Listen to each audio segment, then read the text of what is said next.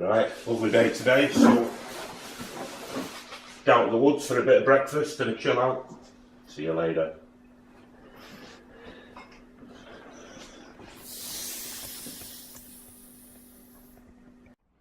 Good morning, and it's a lovely day today, early May, and just going to nip off to a local woods for a brew, chill out, some breakfast. And what a glorious day it is again. Chose to come out early, particularly because of the fierce heat, so I'll probably just have a couple of hours down here and then come back and I'll carry on with gardening and seed sowing, etc. So yeah, I'll bring you back when I get there, but what a lovely day. I'll see you in a bit. Right, and here we are again on the path, going down to the underpass. Plenty of noise, of course, with it being morning rush hour and people on the way to work. There is a bit of bird song going on, but it's being drowned out by the vehicles at the moment. And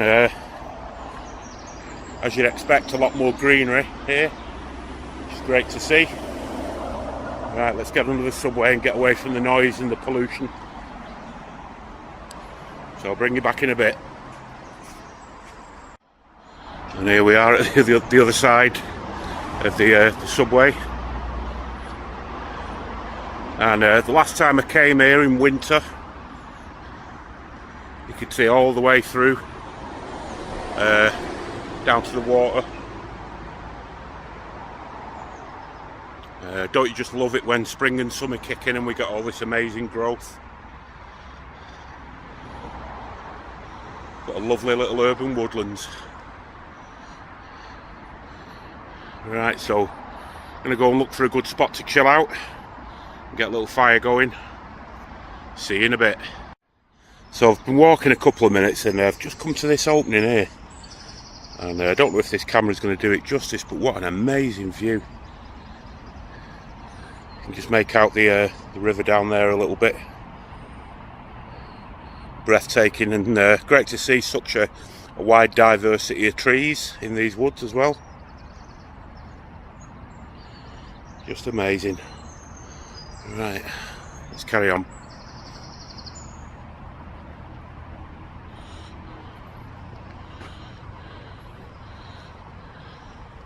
And of course, going to get less mither having these stealth day camps because you're less visible with all the leaf coverage and the new shoots and branches, etc. And I've just bumped into an old guy further down the path. And I'm presuming he lives here.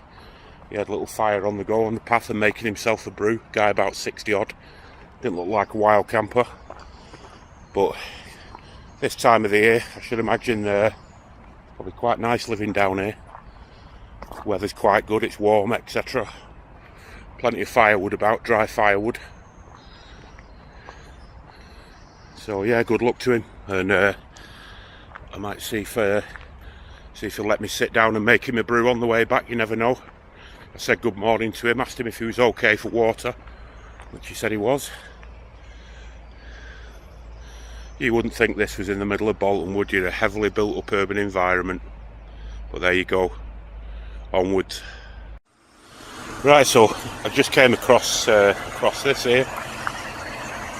And as you can see, there's some sort of inspection grid down there, and there's a tree over the top of it. Tree's been blown down by the violent weather that we had over the winter, and it's just pulled all the brickwork up from around the inspection hole. Must have been a particularly windy night when this has occurred. What an awesome force nature is. Not to be messed with. Now let's carry on looking for a brew spot. I've just come off the path a little bit.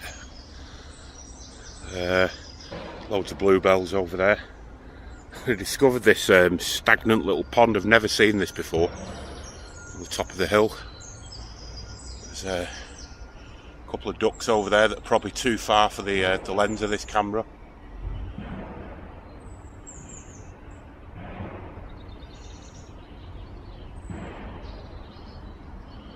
And in the background we have the fading sounds of heavy industry that used to dominate Bolton back in the day. Now a fraction of what it was, thankfully, in some ways. Right, let's carry on onwards. Right, so we've come off the beaten track, and the reason why I came off the track was I spotted a huge clump of forget-me-nots in the woods, and a couple of poppies here as well. But just look at this. This is right in the middle of a busy urban woods. And it goes, it's about 7 or 8 metres long.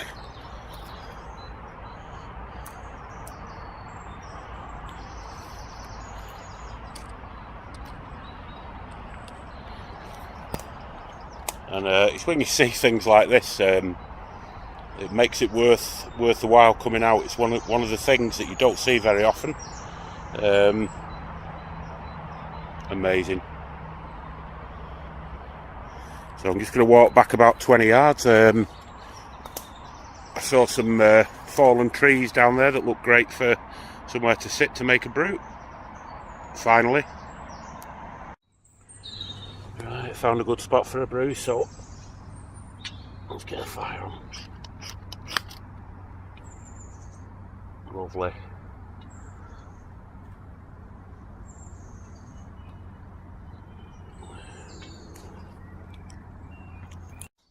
Right, fire's on. So just boiling some water for a brew, and then have something to eat. Some more forget-me-nots over here, they're everywhere. And I did notice walking through this woods in the spring stroke summer that there's quite a few edibles and useful plants around, and we'll have a look at them later on after I've had a brew when we're walking back. Plenty of bird call, which is great. A lovely day. Right, well that's my brew ready, and I've just plonked some more water in the zebra can for a bit of porridge for brekkie, and brew's just keeping warm there while I make myself a little roll up. And a few dog walkers have been walking by, which you really can't blame people for getting out on such a lovely day like this.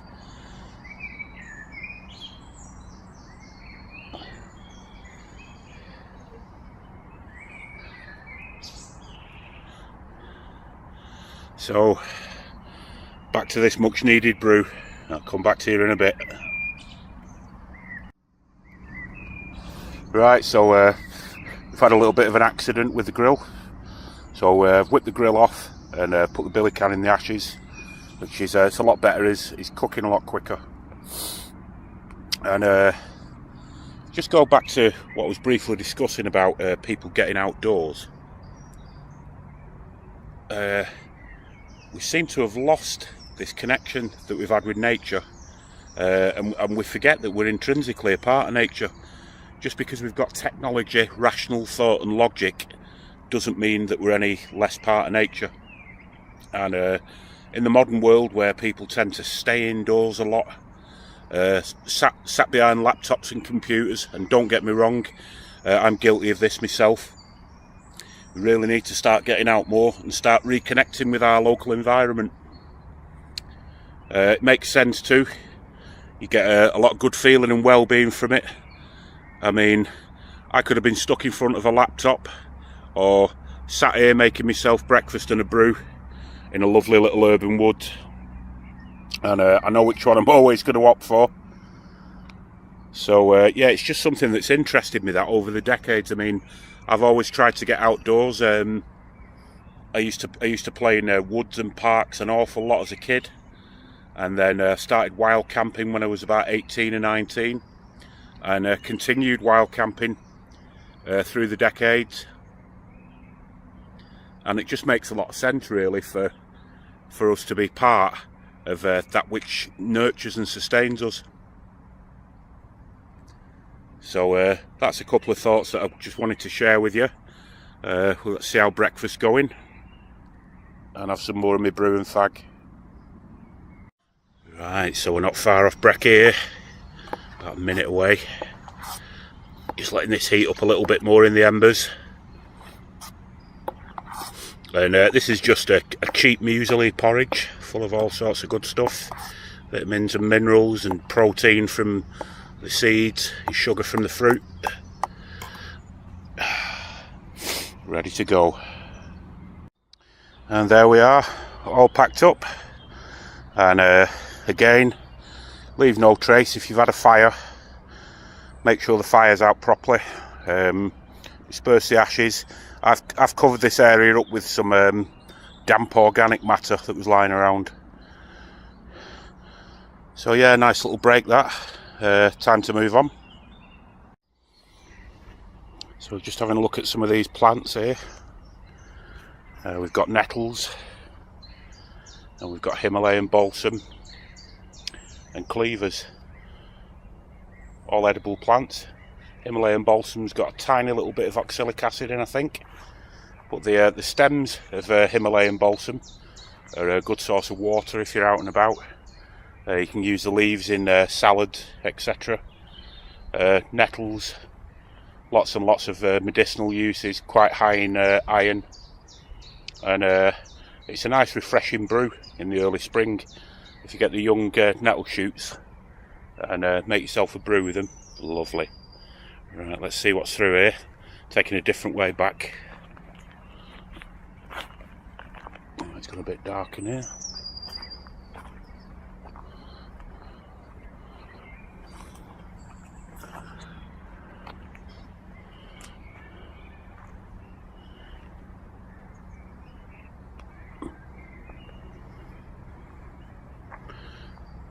You wouldn't think that only 7 or 8 weeks ago there was hardly any leaves on the trees in this woodland at all, but we had a long winter, late spring, late summer.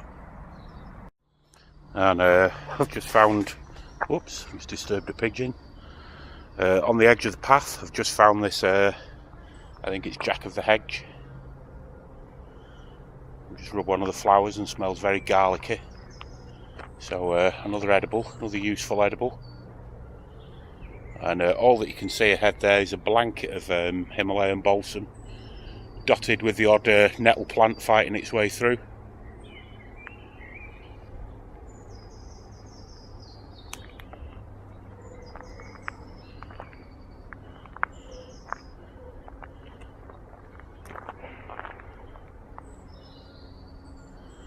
Onwards. I've just spotted this fungus here on this this damaged birch. My knowledge of fungus is quite limited, so I'm going to guess birch polypore, maybe not. We're going all the way down the length of the tree, quite sizable as well.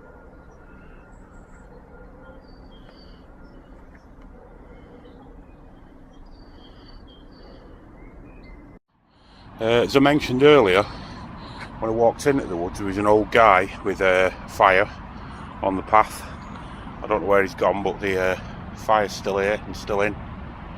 It's not something I can put out really, but it's quite damp, so I don't think there's going to be a risk of fire spreading. It's really damp around this bit, but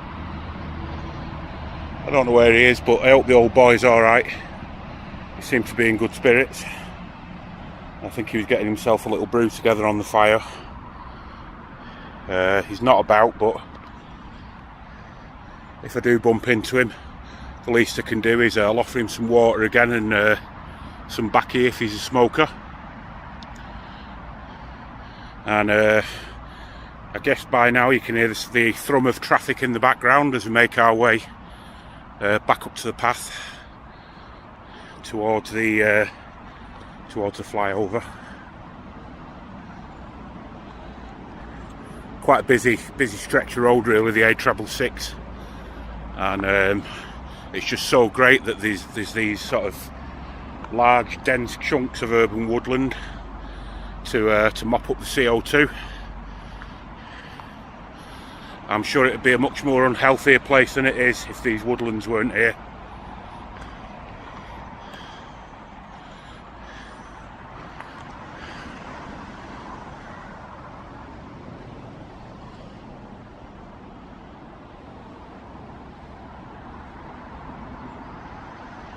And here we are, back to civilization again.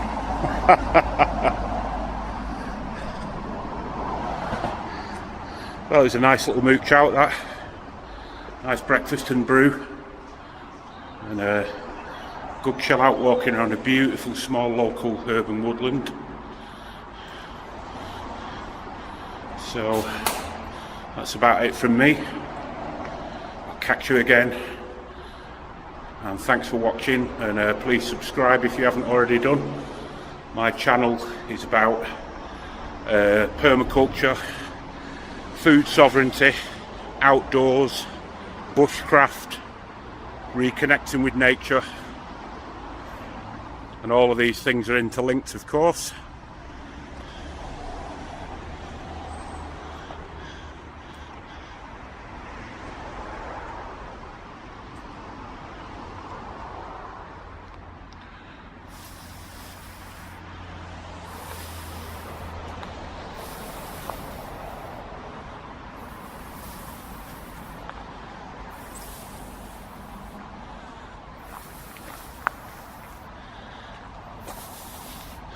Just coming to the top of the path. Traffic's getting louder and louder.